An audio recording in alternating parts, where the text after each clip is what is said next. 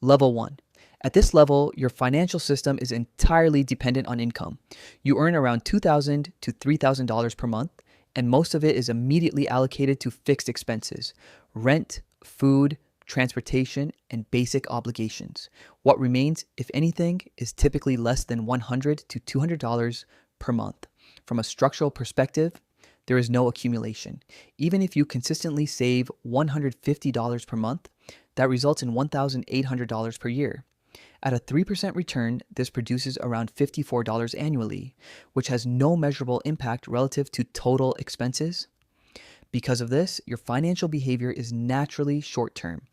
You are not making irrational decisions, you are making decisions that fit the constraints of your system. Purchases are evaluated based on whether they fit into the current month, not whether they affect your long-term position. This creates a constant background pressure. It is not always intense, but it is always present. You know that if something unexpected happens, an expense of $300 or $500, it will require adjustment. At this level, confidence is limited because your system offers no margin for error. It is not about mindset, it is about structure. Without a buffer, stability depends entirely on maintaining income. Opportunities are correspondingly narrow. You cannot meaningfully invest, and even if you try, the scale is too small to create visible results. The system is not designed for growth yet, it is designed for continuity. Level 2, income increases to approximately $3,500 to $5,000 per month. This creates the first real margin. After expenses of $3,000 to $4,200, you now have $500 to $1,000 available. This is where most people begin to feel progress. And in practical terms, there is progress. You can save more and you can begin investing.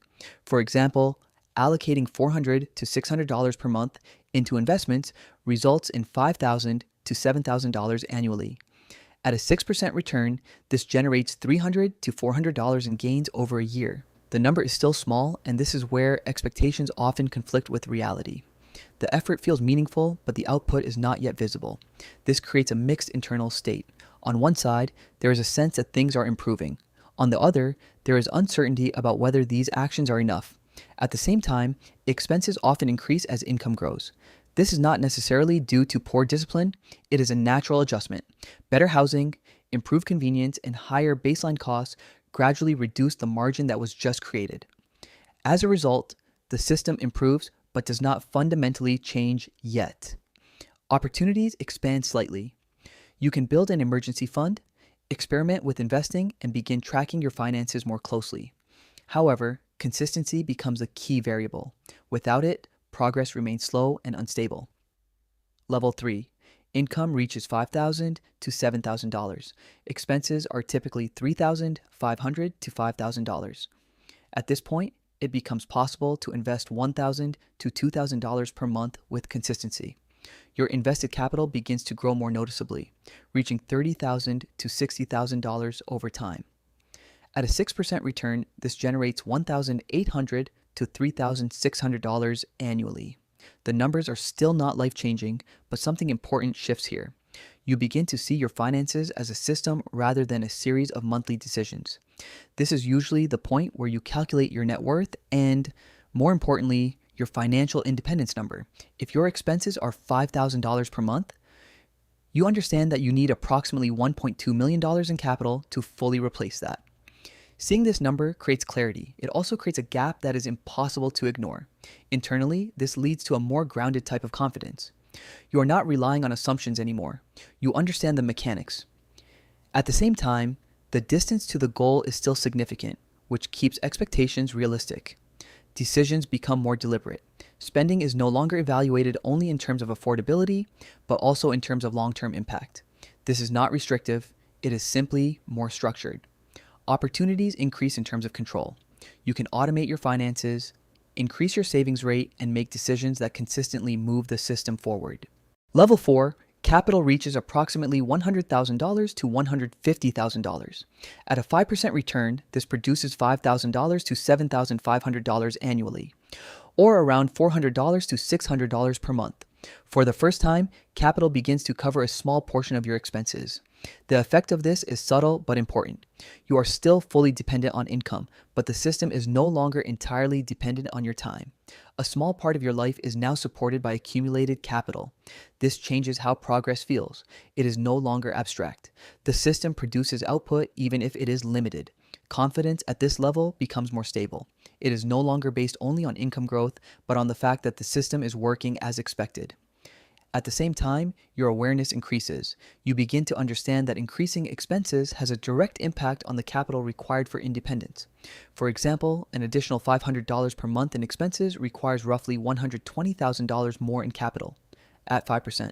This naturally leads to more controlled decision making. Opportunities expand in terms of resilience. You can absorb financial shocks more comfortably and maintain consistency even during less stable periods. Level 5. Capital grows to $300,000 to $500,000.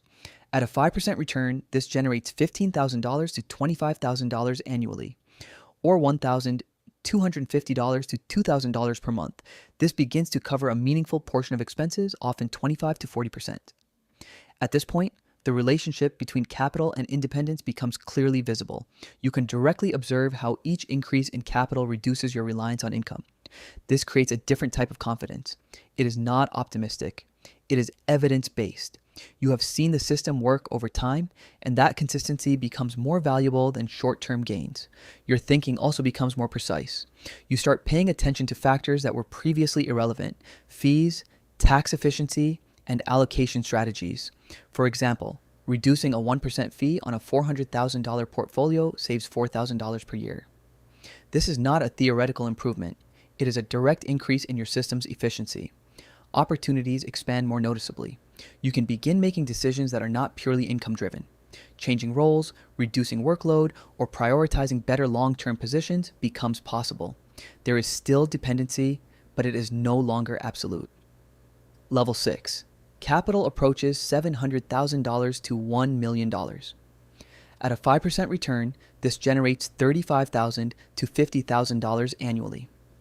This typically covers 60 to 80% of expenses. At this level, the system becomes structurally strong. Even if income is reduced, your financial position remains stable for an extended period.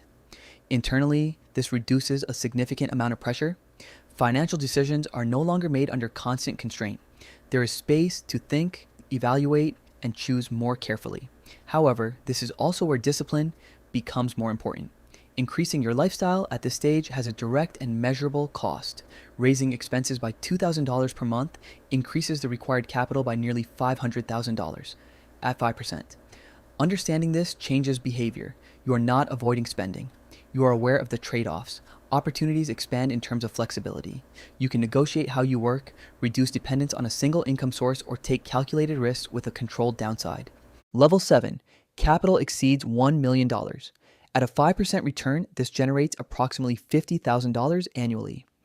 If your expenses are within this range, your system reaches financial independence. The transition here is structural rather than emotional.